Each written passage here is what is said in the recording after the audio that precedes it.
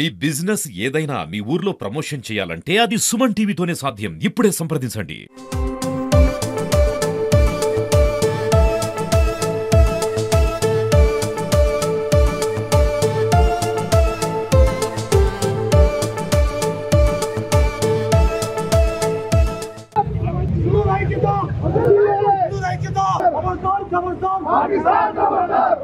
ఉగ్రవాదంపై భారత ప్రభుత్వం ఆపరేషన్ సింధూరు పేరుతో జరిపిన యుద్ధం విజయవంతమవడం, ఆ యుద్ధంలో భారత సైనికులు ధైర్య సాహసాలకు మద్దతుగా బీజేపీ తలపెట్టిన తిరంగ యాత్ర సూర్యాపేట జిల్లాలో అట్టహాసంగా కొనసాగుతూ ఉంది. వందలాది మంది బీజేపీ, విశ్వ హిందూ, అదేవిధంగా బజరంగ దళ, ఆర్ఎస్ఎస్ కార్యకర్తలు అంతా కూడా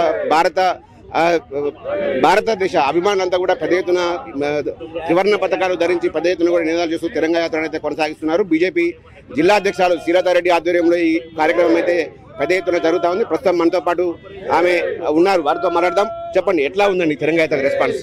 తిరంగ యాత్ర ఈరోజు ఆపరేషన్ సింధూర్ విజయం సాధించింది. ఆ విజయాన్ని సెలబ్రేట్ చేసుకుంటూ ఈ రోజున అమరవీరులకు నివాళులు అర్పిస్తూ ఇక్కడ నుంచి ఓల్డ్ మార్కెట్ నుంచి అలానే పూల మార్కెట్ నుంచి కొత్త బస్ స్టాండ్ వరకు ఈ ర్యాలీ జరుగుతుంది.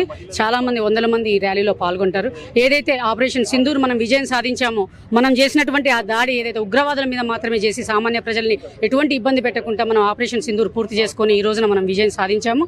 అలానే మనం ఏదైతే త్రివిధ దళాలు మనకు సపోర్ట్ చేసి ఈ రోజున త్రివిధ దళాల యొక్క బలం చూసి ప్రపంచ దేశాలు కూడా ఈ రోజున ఆశ్చర్యపోయే స్థితి వచ్చింది. ఈ రోజున మన S-400 కావచ్చు, మన నేవీ, ఎయిర్ ఫోర్సు, అన్ని విషయాలలో కూడా 3 త్రివిధ దళాలలో మనం ఉపయోగించినటువంటి ఏదైతే బ్రహ్మోసే కావచ్చు, ఇవన్నీ కూడా ఈ రోజున ఇంటర్నేషనల్ మార్కెట్లో మనకు షేర్ మార్కెట్ పెరగడానికి కూడా ఉపయోగపడ్డది. ఎప్పుడైనా యుద్ధం జరిగితే ఏమవుతుందంటే అమెరికా వాళ్ళది, చైనా వాళ్ళది ఏదైతే అణ్వాయుధాలు ప్రొడక్ట్ చేస్తాయో ఆ కంపెనీల షేర్ పెరుగుతుండేది. కానీ ఏదైతే మన ఈ యుద్ధం తర్వాత మన ఇండియాకి సంబంధించినటువంటి మన కంపెనీస్ మీద షేర్ పెరుగుతూ ఉంది, దాని వాల్యూ పెరుగుతుంది.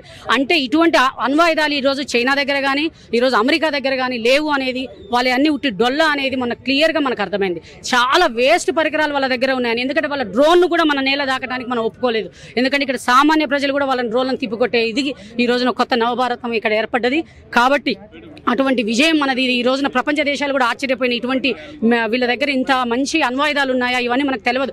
అయ్యుండొచ్చు, పాకిస్తాన్ దగ్గర అణ్వాయుధాలు ఉన్నాయి, మా దగ్గరికి అనుభవం ఉంది అని బెదిరిస్తుంది. కానీ ఆ బెదిరింపులకు కూడా మనం లొంగాల్సిన పని లేదు. ఎందుకంటే ఇవాళ అణ్వాయుధాలు మనం ఇక్కడ ప్రయోగించాలంటే కూడా యుద్ధ విమానాల్లో తీసుకురావాలి. ఒక డ్రోన్నే ఇక్కడికి తీసుకురాలేకపోయిన వాళ్ళు యుద్ధ విమానాన్ని ఎలా తీసుకురాగలుగుతారు? వాటన్నిటిని కూడా ఈరోజు ఫ్లాప్ చేశాము. మీ బెదిరింపులకు మీ లొంగమని మోడీ గారు కూడా చెప్పారు. ఏదైతే ఈ అణ్వాయుధాలు ఉన్నాయని బెదిరింపులకు, ఇక బ్లాక్ మెయిల్కి మీ లొంగము అని. ఎందుకంటే మన దగ్గర ఉన్నటువంటి ఈ రోజున ఉన్నటువంటి ఏదైతే టెక్నాలజీ ఉందో, ఇండియా మేడ్ టెక్నాలజీ ఈ రోజున ప్రపంచమే ఆశ్చర్యపోయేటట్టుగా చేసింది. అందుకే చైనా, టర్కీ, ఏదైతే యుఎస్ఏలో చేసినటువంటి ఈ డ్రోన్సే కావచ్చు, వాళ్ళు పంపినటువంటి జెట్ విమానాలే కావచ్చు, అవన్నీ కూడా ఈ రోజున మన కనీసం భూమిని తాకే విధంగా కూడా చేయకుండా అన్నిటిని మనం ఎయిర్లోనే మొత్తం కాల్చిపడేసినాం. ఈ విధంగా మనం ఎంత స్ట్రెంత్ ఉన్నాము, మన ఐక్యత చూపించుకున్నాము.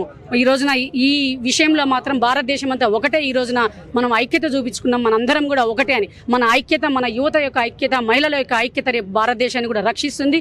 అటువంటి పాలకుడు ఉంటే, మోడీ లాంటి గారి నిబద్ధత కలిగిన పాలకుడు ఉంటే మనం ధైర్యము, మన దాంతోపాటు ఒక అభివృద్ధి, మనందరికి కూడా ముందు తరాల వాళ్ళకు కూడా ఇక్కడ ఒక ఆటంకవాదం లేకుండా చేయగలిగే సత్తా ఒక భారతీయ జనతా పార్టీలో ఉన్నటువంటి నరేంద్ర మోడీ గారి నాయకత్వానికే ఉంది. ఎందుకంటే ఈ రోజున ఇన్ని అంతకుముందు ఎంతో జరిగినాయి. 2014 ముందులో ఎన్ని బాంబు దాడులు జరిగినా మనందరం ఏం చేసినామంటే ఒక కొవ్వొత్తి పట్టుకొని, ఒక రోజ్ పబ్లో పట్టుకొని నివాళులు అర్పించినా వదిలేసినాం.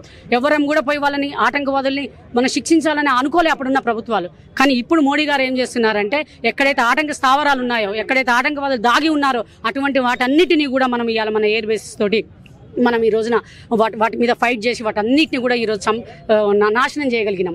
ఈరోజు ఆటంకవాదాన్ని మనం సహించము అనేదాన్ని ఒక సందేశాన్ని ప్రపంచ దేశాలకు కూడా ఇవాళ ఇచ్చినట్టయింది. ప్రపంచ దేశాలలో ఇవాళ భారత యొక్క స్థానం ఎక్కడికో వెళ్ళిపోయింది.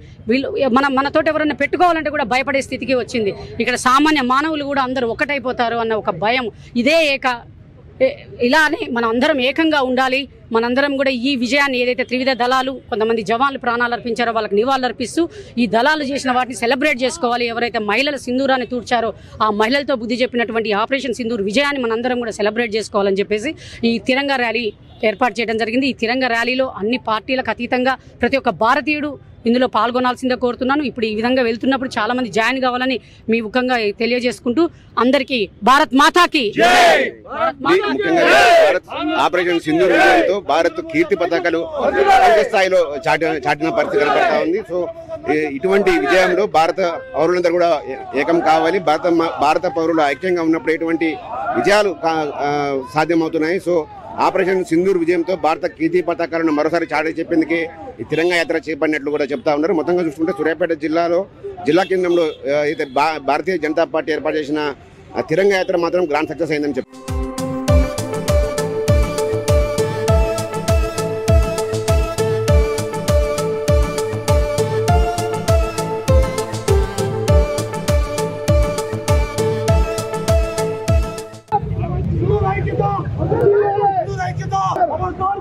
खबरदार खबरदार